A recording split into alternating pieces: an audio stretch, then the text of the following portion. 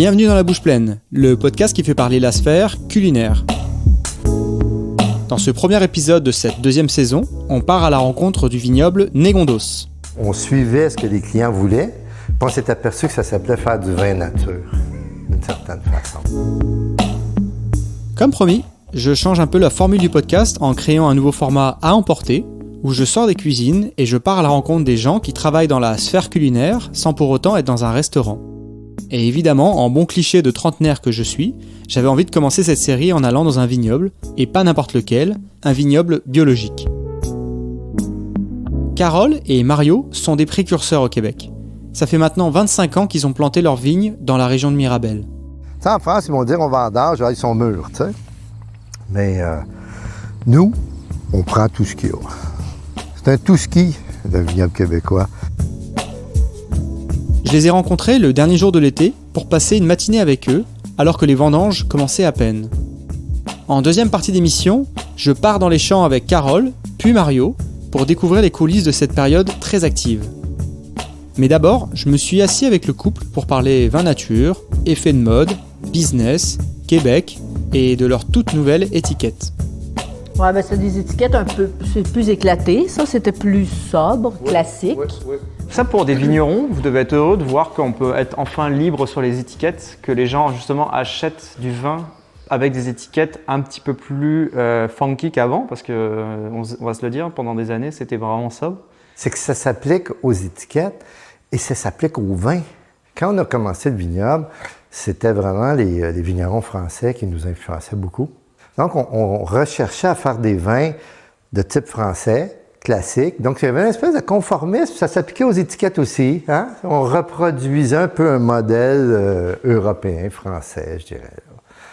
Et présentement, il y a vraiment un changement majeur qui se produit dans nos manières de vinifier. Puis, on a un peu laissé tomber la domination française, là, pour simplifier, pour essayer de s'adapter à nos cépages, à notre terroir, faire des vins qui reflètent les meilleures qualités de nos raisins, dans le fond.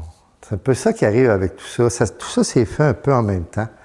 Puis on s'aperçoit que c'est un peu international aussi. On n'est pas complètement coupé de tout ce qui se passe partout, là. Tu sais, c'est pour ça que maintenant, on arrive avec les vins nature, on enlève les filtrations. D'une certaine manière, dans le vin, il y a eu, comme en agriculture, une domination de la pétrochimie d'une certaine façon. L'œnologie, c'est un peu dans cette ligne-là. Puis là, présentement, il y a des gens qui remettent en question l'espèce d'obligation qu'on aurait de faire des vins filtrés, faits avec des levures industrielles. Tu sais, on essaie de faire des choses qui sont plus près du produit de base. Mm-hmm. Puis l'étiquette aussi, on fait des étiquettes plus flyées, on peut mettre des côtés artistiques là-dedans. C'est le fun pour ça. Mais vu que vous étiez là très en avance sur cette gamme-là très nature, biologique, vous n'êtes pas en mode nous on vous l'avait dit il y a 25 ans, puis ça a pris du temps enfin à arriver. Non mais c'est quoi votre un peu frustré. Voilà, c'est ça exactement. C'est quoi votre vision par rapport à ça? Ben, il fallait être à l'écoute puis attendre que le consommateur soit prêt. Puis quand je dis à l'écoute, c'est que certains de nos clients venaient, par exemple, dans des périodes tranquilles, puis on leur faisait goûter directement de la cuve, puis c'était brouillé, on venait de bâtonner, c'était plein de lits. Puis là, ils disaient « Ah, c'est bon, on en veut du comme ça. » Ah! Fait, plus tu l'entends, plus tu dis « Ah, ben là, ils sont prêts. » Puis là, bon, on va faire quelques cuvées comme ça, puis graduellement, c'est ça, on avance, puis eux avancent avec nous. Il faudrait que les jeunes, aujourd'hui, ils sont là-dedans. On voit qu'il y a vraiment un effet de balancier. C'était la tyrannie des industriels, je dirais, tu sais. Tandis que là, les gens, ils veulent des produits qui soient uniques, hein, où on retrouve la marque du vigneron, justement, le style du vigneron. Tu sais, ça fait qu'on voit qu'il y a de la place pour ça. Puis nous, c'est drôle, pendant que Carole parlait, je me disais, on suivait ce que les clients voulaient, puis on s'est aperçu que ça s'appelait faire du vin nature, d'une certaine façon. C'est sûr qu'on a peaufiné tout ça, là, parce que t'sais, on retire de plus en plus les intrants, tout simplement parce qu'on s'aperçoit qu'on peut Notre sécurité aussi est là, comme vigneron. Tu sais. Au début, on pense que la seule manière d'avoir des produits bons et stables, il faut tout appliquer la recette automatiquement. Là. Mais avec le temps, on s'aperçoit que tu peux retirer des choses, puis ça va. Tu sais. Fait que c'est bien, ça nous libère d'une certaine façon. C'est bien pour ça. C'est marrant, tu parlais de fait de détacher du côté français du vin. Mais alors justement, si on se détache complètement de toute influence mondiale, c'est quoi l'avantage de faire du vin au Québec? Qu'est-ce qu'on obtient de différent par rapport au reste du monde? Moi, si j'avais à comparer le vignoble québécois au vignoble français, je dirais qu'on est plus près des gens du Jura. Pour moi, je vois les vins du Jura un peu marginaux. Il y a vraiment des gens là-dedans qui sont innovateurs. Ils vont, à mon sens, sont moins coincés dans le classicisme. Alors, dans ce sens-là, on peut se rappeler aussi, c'est des climats un peu plus frais, même si le Jura, j'ai pas d'illusion, c'est un climat vraiment beaucoup plus favorable que le nôtre. Nous, c'est un climat extrême ici. C'est un vignoble, actuellement, je dirais, de l'intérêt, c'est qu'on peut faire des vins fruités, frais, avec des bonnes acidités. Dans ce sens-là, on peut ressembler aux Alsaciens, aux gens du Jura. Même aux Allemands, à la limite, avec le Riesling, là, des choses comme ça. Donc, on doit être nordique, alors qu'avant, on tentait de faire des vins du Sud plus, des vins de chaleur.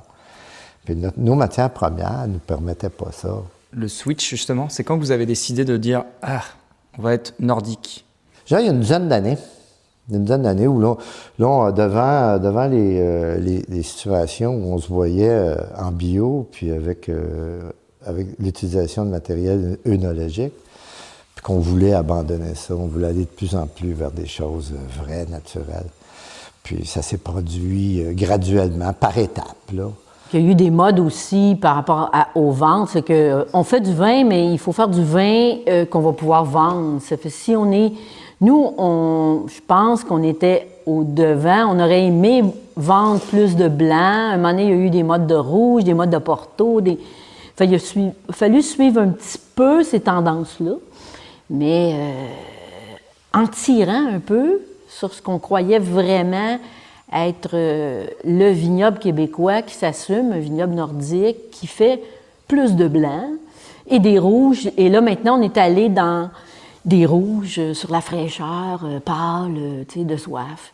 Mais on n'aurait pas pu, dans la mode du rouge, du paradoxe français, par exemple, arriver avec un rouge comme ça, c'est ça. Même quelques clients qui ont des tempes grises, là, ah ben là, moi j'aime Charnu, ils nomment les pastilles de la SAQ. Non, on n'est pas à la même place qu'eux, mais ça, c'est pas grave. Il y a plein de gens qui nous suivent et qui comprennent et qui veulent ça.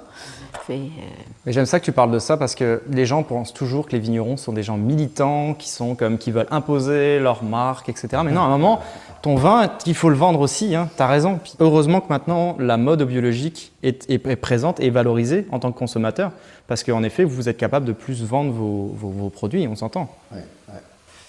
Il faut dire que c'est particulier parce que tu n'entends pas le terme mode biologique. Ça, c'est sûr, à chaque fois qu'on entend ça, on le sait que c'est ça. On doit l'accepter.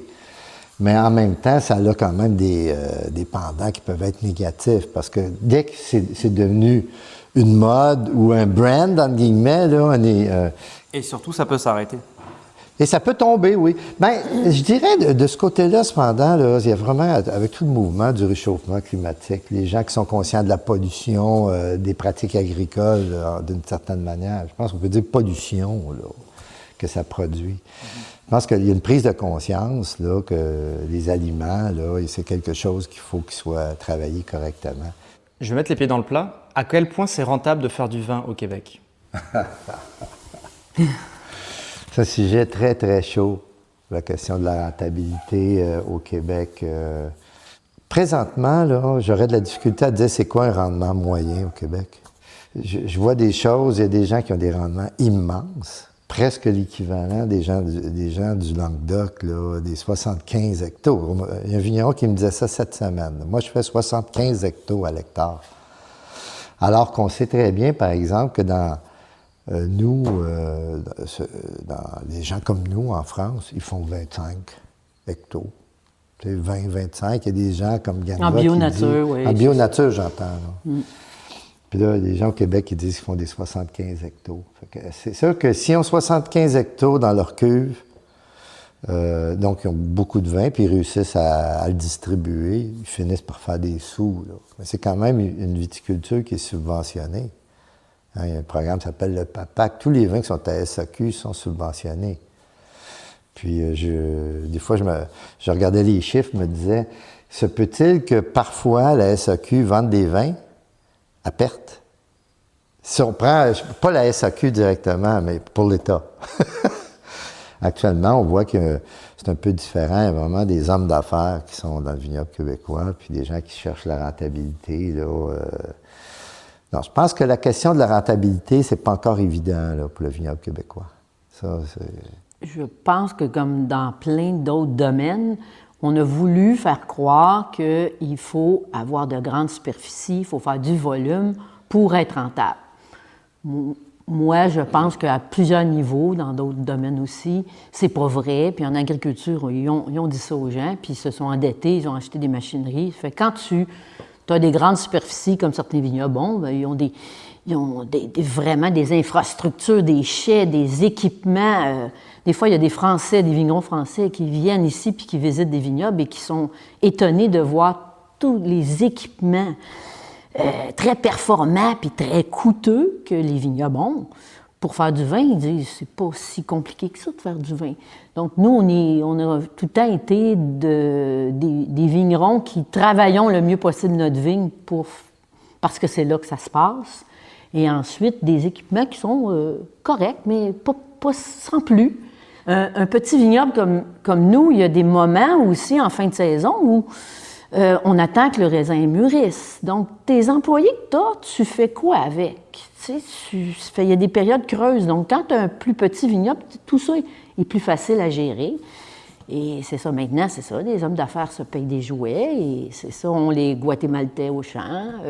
Les choses ont comme un petit peu changé, mais pas pour nécessairement le mieux. Je pense que la formule petite, que ce soit dans n'importe quelle petite entreprise, quand ça grossit trop, on perd un peu le fil, puis la rentabilité, la maîtrise, puis c'est ça, ça peut être plus compliqué.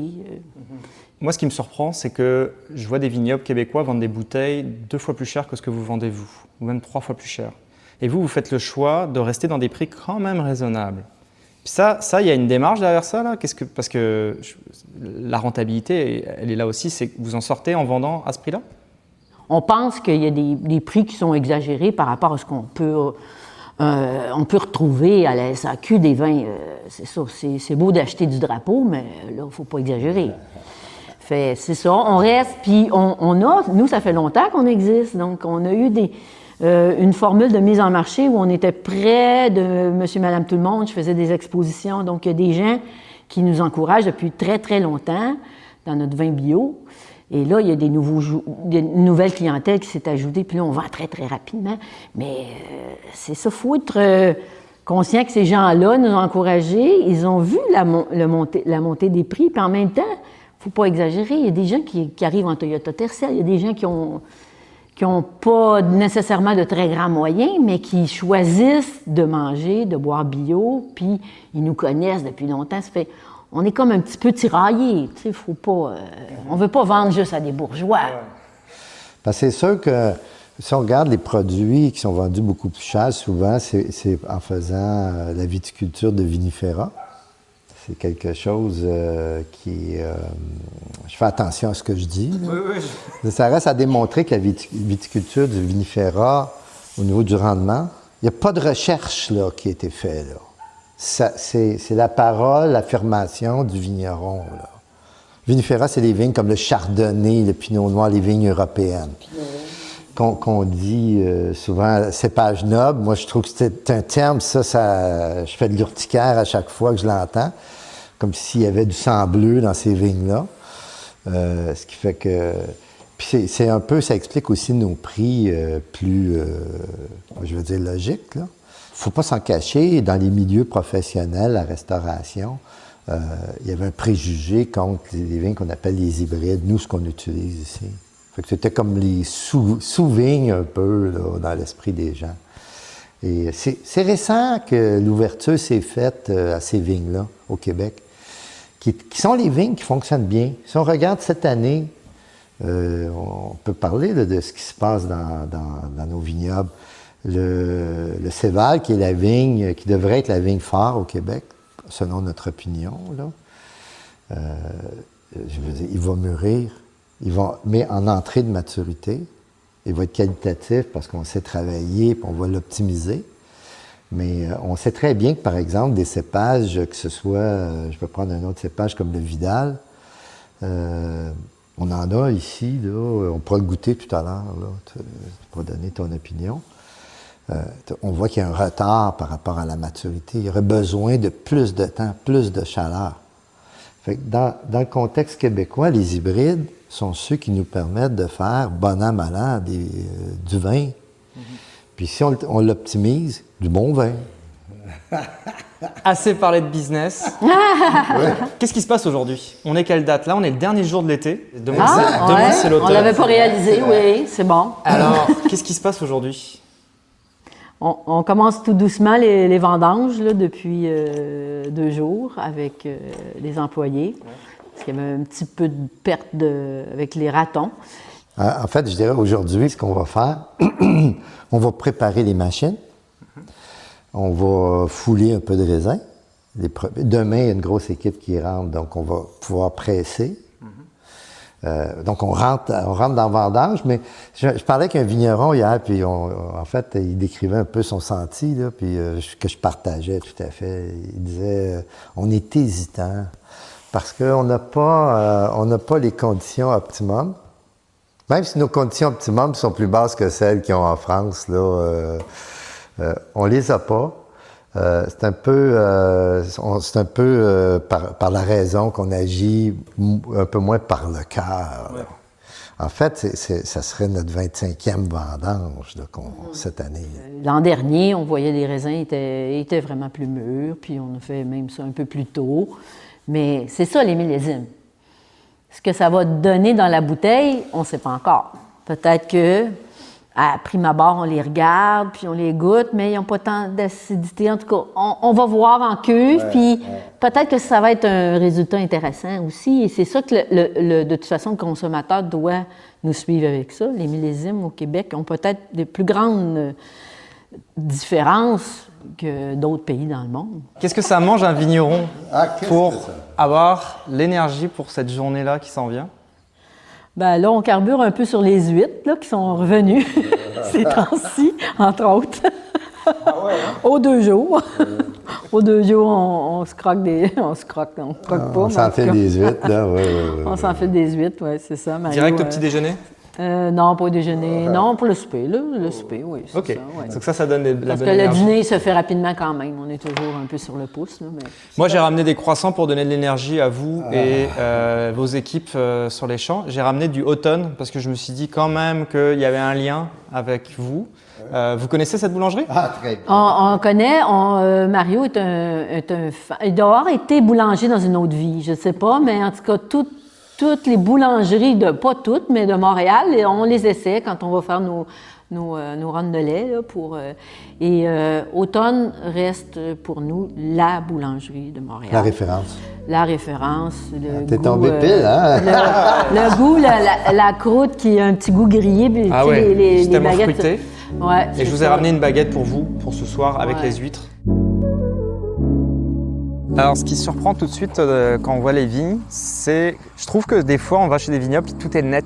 Le centre entre les vignes est net, il n'y a comme rien, alors que vous, on voit qu'il y a des herbes, ça pousse, c'est libre. Oui. Parlez-moi de ça. Bien, c'est un peu... ça a été une démarche là, difficile d'accepter ça, puis maintenant, on voyait que ça donne comme résultat. C'est qu'au début, on faisait comme tout le monde, là. C'était... moi, j'appelle ça des faux bio. Là, on mettait ça propre. On voulait éliminer les herbes. On herçait les cendres. Donc, on restait ça sur la terre nue, dans le fond.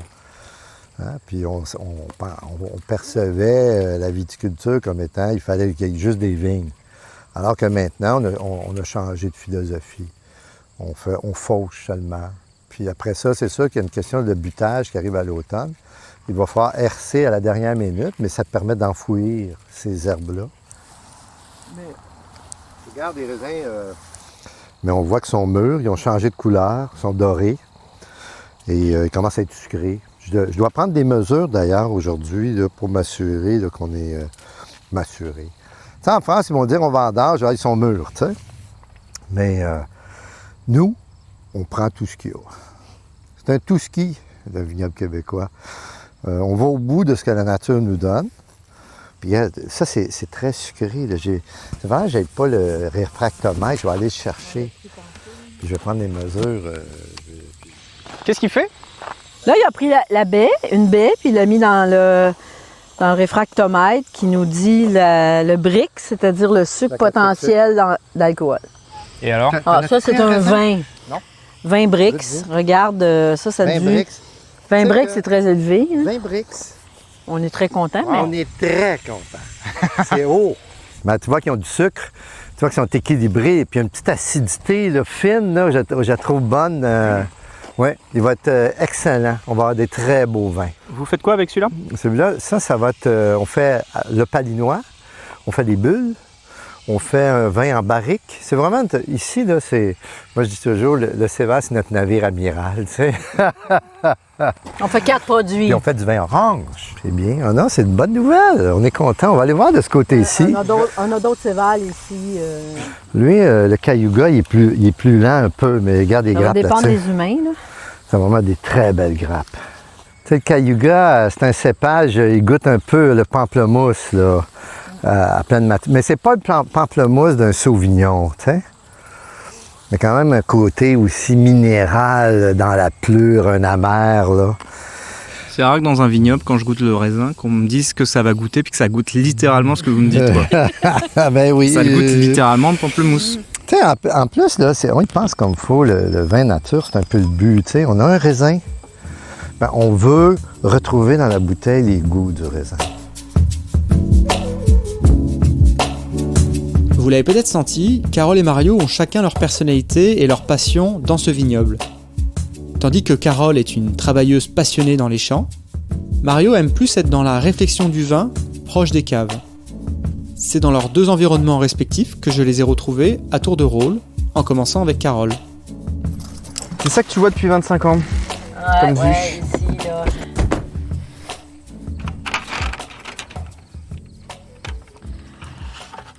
Donc, c'est ça. On prend nos petits ciseaux à vendanger que j'ai mis là. Fait que tu vas me montrer les étapes. Oh, c'est pas trop sorcier. La technique principale, c'est de ne pas se couper les doigts. C'est comme j'enseignais à une de mes petites filles. Faut que tu coupes le pédoncule. Puis elle avait fait une chanson avec le pédoncule, le pédoncule. Puis si tu tiens la grappe, tu devrais pas couper tes doigts. Puis là, ils sont parfaits, ils s'égrènent pas, ils tombent pas, ils sont pas trop mous. Les coccinelles sont pas là parce que le champ de soya n'est pas récolté. Carole, c'est quoi ta période préférée sur les champs? Oh là! Tu aimes ça particulièrement en ce moment de récolter ou c'est-tu en été ou au printemps? Je suis ambivalente. Hein? C'est sûr que j'aime les vendanges parce qu'on voit la lumière au bout du tunnel, on sait qu'on va se reposer, puis on récolte le fruit de notre travail. Mais en même temps, le printemps, en fait, quand on regarde des raisins mûrir, ça serait ma période où là, on est comme en arrêt, en pause. On est en attente. Ça serait peut-être la période avec mon âge, mon âge avancé. C'est ça, ça serait peut-être ça, mais ça n'a pas toujours été ça. Mais en même temps, on est fébrile au printemps, c'est ça, on ne sait pas ce qui va arriver. Puis là, on taille. Mais on sait en même temps que ça va être long puis que ça va être dur. Hein? Ça fait 25 ans que je fais ça. C'est bien difficile. Mais c'est assurément pas le mois de juillet. Assurément. Pourquoi?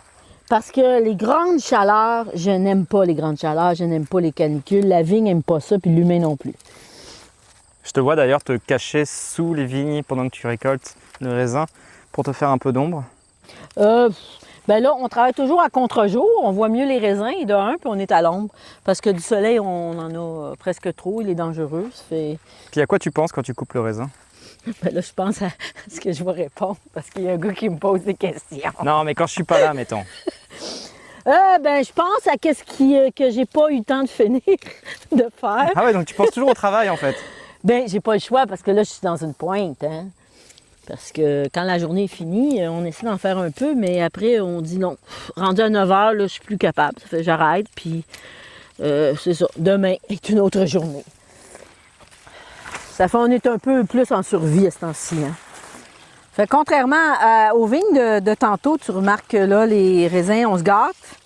Les raisins sont hauts parce que là, on travaille avec des vignes rustiques qui passent à travers le temps, à travers l'hiver, en fait. Donc ça veut dire qu'elles sont au-dessus de la neige. Oui. Donc quand tu dis elles passent à travers, alors que les autres vignes qui étaient plus Elles basses. ont besoin d'une protection. Donc vous les hivernale, protégez. Sinon, donc les vous- bourgeons vivants vont mourir. Donc vous mettez quoi pour les protéger? La terre. Ah, de la terre. La terre, on bute. Oui. Oui, on bute avec une buteuse. C'est une espèce de devant, un gros devant de bateau en fonte qu'on fait avancer avec le tracteur, puis qu'on fait creuser au centre, puis on rabat la terre de chaque côté. Quand l'hiver passe, vous retirez la terre après? On retire la terre, oui, avec une espèce d'aile de charrue, avec le tracteur, puis après on finit avec un coup de pied avant de tailler. Mais on a un beau sol ici, ça se travaille bien. C'est plus long, c'est sûr, mais ça, s'il y a trop de raisins à terre, ramassez-les parce que les ratons. C'est la guerre, hein, la guerre est déclenchée. Hein. Puis là, l'année prochaine, ils vont dire ah, faudrait revenir. C'était chouette. C'était vraiment bon. À comparer de la vigne sauvage là, qui est dans le bois, là. Ouf. À chaque fois que je vendange, je pense à un système pour faire avancer les seaux tout seul, là. Ça serait vraiment magique. Un tapis roulant, là. Puis être dans les champs en tant que vigneron, c'est quoi l'impact que ça a sur le corps, physiquement?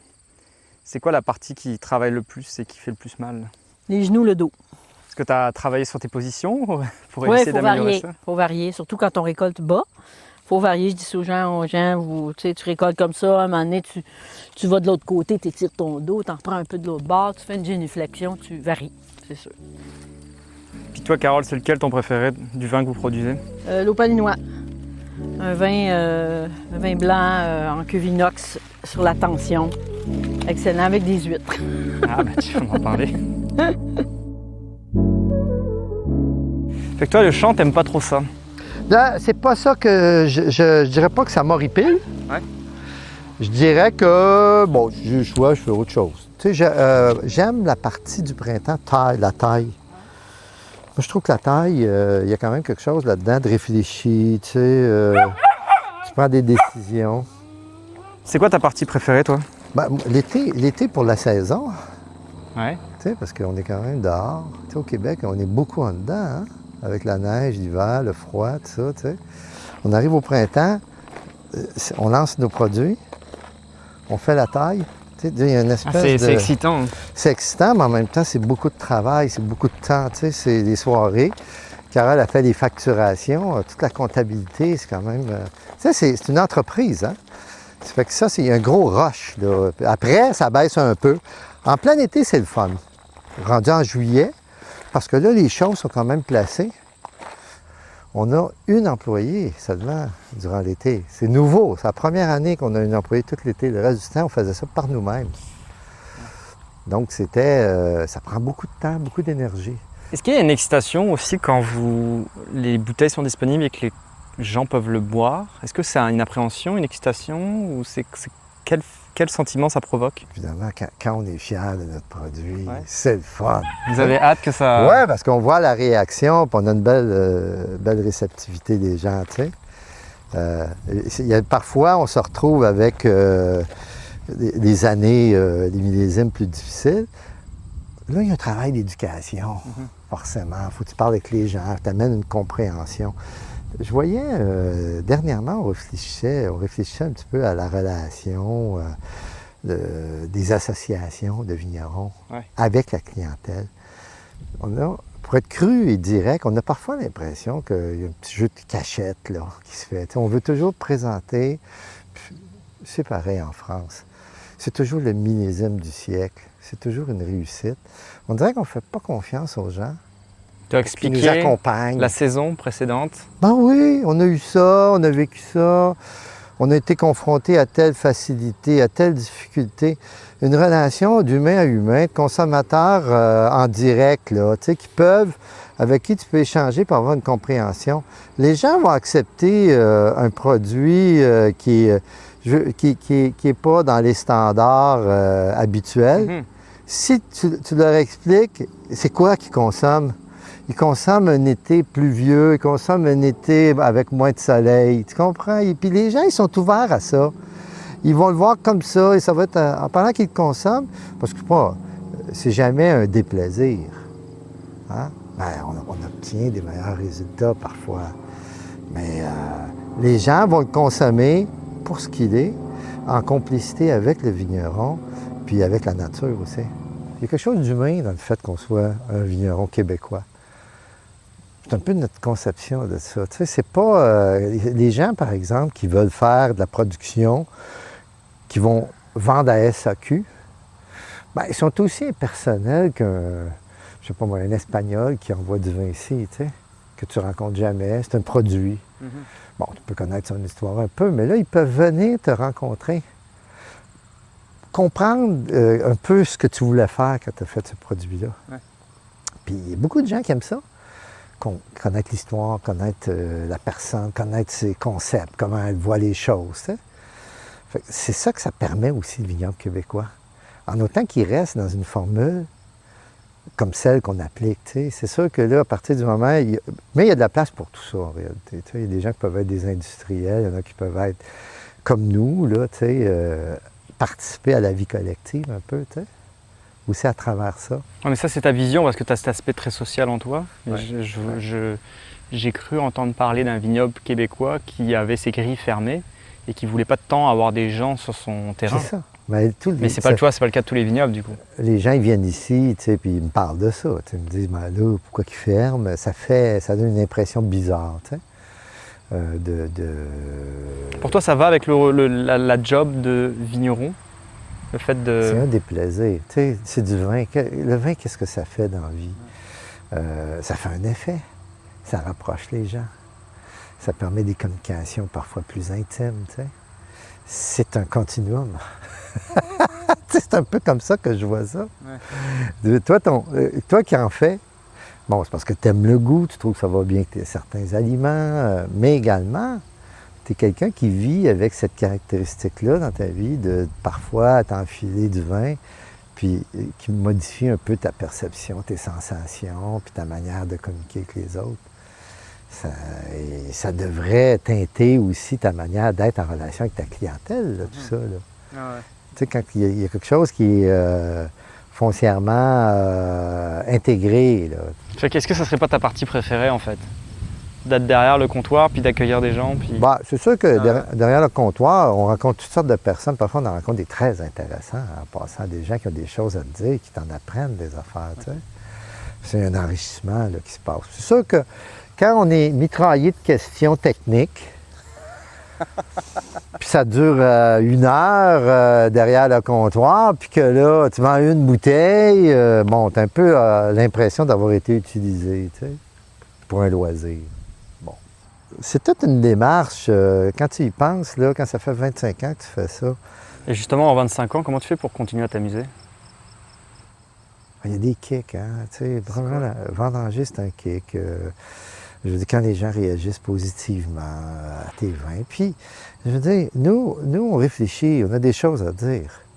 Ce qui fait que on a, je veux dire, une approche politique de la chose. On ne fait pas juste réfléchir à comment je vais vendre mon vin, comment il faut qu'il soit pour être bien vendu. Tu sais, on réfléchit, le vignoble québécois, son évolution. Tu sais, il y a matière. Vous avez des projets à court terme? À court terme, nous, premièrement, là, je voyais avec Claude Bailly, j'ai vu ça, un article passé cette semaine. Le gars, il abandonne des activités 75 ans. Ah. Fait que ça, c'est 10 ans encore, là. Puis, tu sais, Carole, je la connais, tu sais, c'est une fille, elle travaille, elle aime travailler, elle aime s'occuper.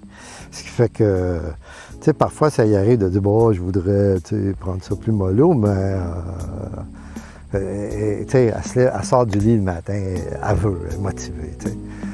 Moi, je suis plus lent un peu. Là, j'aime ça sortir tranquillement. Puis, je peux prolonger cependant le soir. T'sais. C'est un peu des rythmes différents. C'est bien, il y a une complémentarité. T'sais. Merci énormément à Carole et Mario pour leur accueil et leur confiance pour ce 13e épisode de La Bouche Pleine. Retrouvez toutes les photos de cet épisode sur le compte Instagram de l'émission, @La Bouche Pleine Podcast. C'était un épisode comme du bon vin, qui a pris son temps pour sortir. En effet, je m'adapte encore à ma nouvelle vie de papa, mais promis, je n'abandonne pas le projet Bouche Pleine, qui me tient encore à cœur. J'espère que ce nouveau format d'épisode à emporter vous plaît, et je compte beaucoup sur votre soutien sur les médias sociaux ainsi qu'autour de vous pour le faire connaître. Identité sonore par Homie Studio, identité visuelle de Tirsa. Merci 1000 fois pour votre écoute et rendez-vous au prochain épisode de La Bouche Pleine, le podcast qui fait parler la sphère culinaire.